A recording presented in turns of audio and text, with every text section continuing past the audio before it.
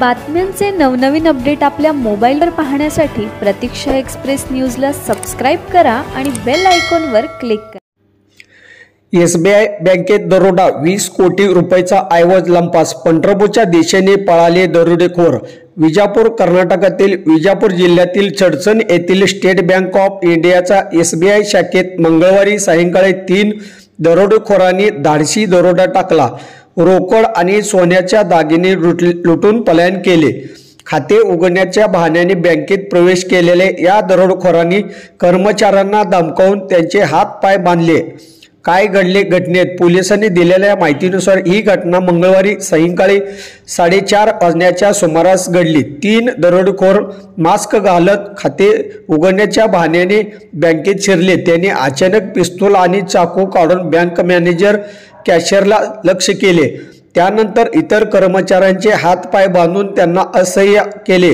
यावेळी कोणालाही बाहेर पडून मदत मागण्याची संधी मिळाली नाही। FIR नुसार दरोडेखोर 1 कोटीहून अधिक रोकड आणि सुमारे 20 किलो सोन्याचे दागिने लुटले, ज्याची किंमत जवळपास 20 कोटी रुपये आहे। महाराष्ट्राच्या दिशेने पलायन।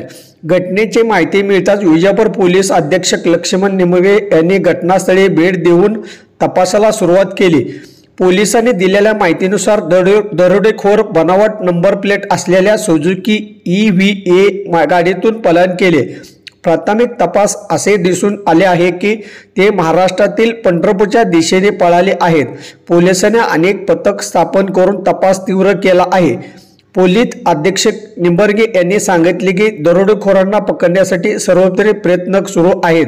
CCTV फुटेज आणि इतर तांत्रिक पुराव्याच्या आधारे तपास पुढे सरकत आहे। विजापूरतील ही धक्कादायक घटनेने परिसरात खळबळ उडाली असून नागरिकांमध्ये भीतीचे वातावरण निर्माण झाले आहे।